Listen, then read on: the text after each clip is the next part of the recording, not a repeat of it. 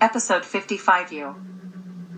This is a growing issue in the UK, where wood burning contributed to 75% of domestic combustion emissions in 2021, up from 70% in 2020, compared with just 3% in 1970. A pilot study in Islington, London was made to find hotspots of air pollution. Scientists carried air quality sensors around a residential area on Friday, Saturday, and Sunday evenings, the most popular times for home wood burning. They found wood chip boilers and homes burning wood to be responsible for most of the particulate pollution in residential streets. From the Islington pilot study looking at black carbon air pollution in residential areas. Pollution in Zone A was likely from a wood chip boiler. Zone B was the site of residential wood burning. Zone C is likely to be from traffic. Zone D had no obvious emission sources. Wood burning pollutes homes. Wood burners triple the level of harmful pollution particles inside homes and should be sold with a health warning. A 2020 study in Sheffield, UK analysed data collected every few minutes from pollution monitors in people's homes and in total assessed 260 uses of wood burners. The results showed the burners were usually lit for about 4 hours at a time, and during this period the level of harmful particles in homes was 3 times higher than when stoves were not being used. During those 4 hours, average particle levels rose to between 27 and 195 μg/m superscript 3. The World Health Organization guideline for PM2.5 is 15 μg/m superscript 3 over 24 hours, and 5 μg/m superscript 3 as a yearly average. The rich are buying stoves. I contacted the Stove Industry Alliance, SIA, who promote and explain the benefits, well-being, and environmental advantages of wood stoves as heating appliances, to ask about the sales of stoves in the UK. From a recent press release they issued, there were just over 35,000 sales of wood-burning stoves in April-June 2022. This grew to just over 57,000 in July-September 2022. Perhaps this was due to rising gas bills, but at around £500 plus installation costs, a wood-burning stove isn't for people who are short of cash.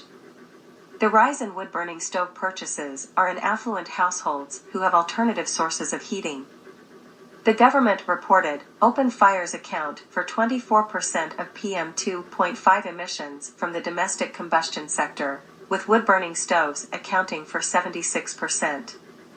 The Stove Industry Alliance didn't respond to me pointing this out to them.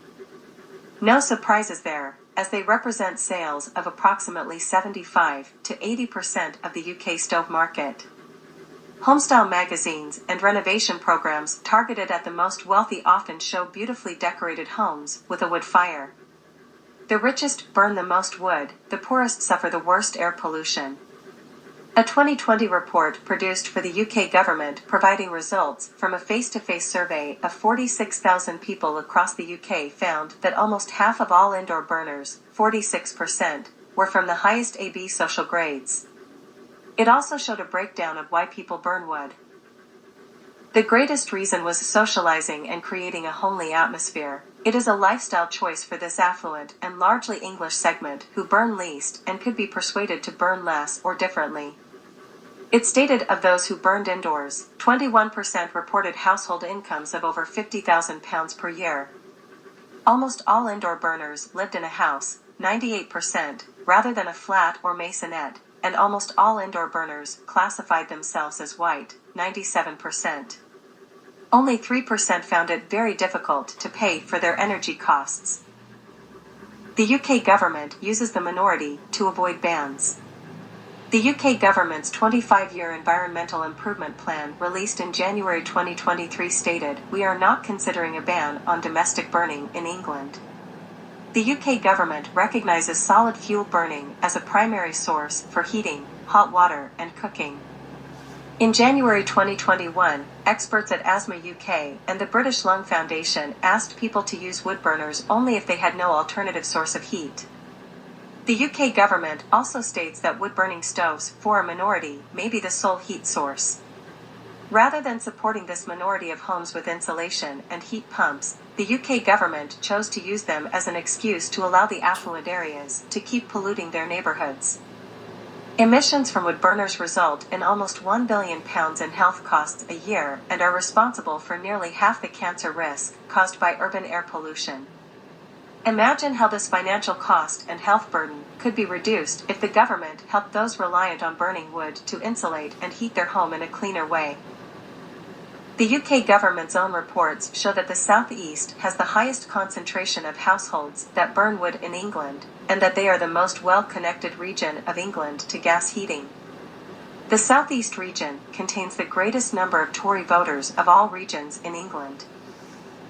Figure from the UK government's report summary results of the Domestic Wood Use Survey from 2016, showing the highest number of wood users are in the most affluent region after London and are most well connected to the gas grid.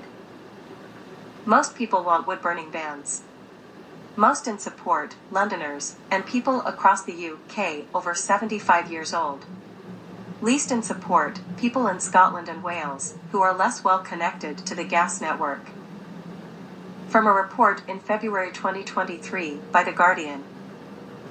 A Guardian survey of 1,258 people in the UK showing their support for banning wood burners in cities, February 2023. In fact, the Mayor of London effectively banned wood burners in new and refurbished homes, where the guidance encourages developers to meet air quality standards by installing solar panels, electric heat pumps, cycle storage and electric vehicle charging. The guidance also requires an overall increase in biodiversity, with the inclusion of green roofs, new trees and hedges, and wildlife-friendly landscaping. A pile of logs, of loggery, left in Holland Park, London, with a sign to say that these are for invertebrates, not for burning. Think about a wood-burning stove as an enormous exhaust pipe on top of your house. Image from here. The UK government incentives encourage people to burn wood as a renewable heating system, or a biomass boiler under the Domestic Renewable Heat Incentive. New government guidelines don't make sense. The UK government's 25-year Environmental Improvement Plan released in January 2023 states they will tighten the limits that new stoves and smoke control areas must meet, reducing the limit from 5 grams of smoke per hour to a maximum of 3 grams per hour. But smaller particles, which have less mass, are more harmful. The particle number should be used in the limit, not the total mass, because total mass has no bearing on how many particles there are. In the same way, 1 kilogram of apples and 1 kilogram of sand have the same mass, but vastly different numbers.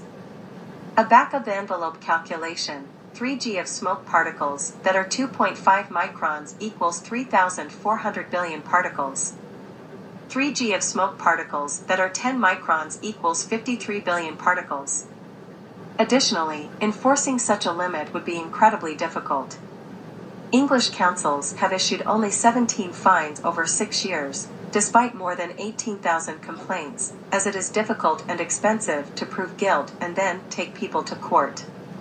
Smoke control areas are also not ubiquitous. You need to check if your area is actually included. And even then, you can use outdoor barbecues, chimeneas, fireplaces, or pizza ovens in smoke control areas. Bonfires, perhaps the most polluting of all, are allowed in smoke control areas.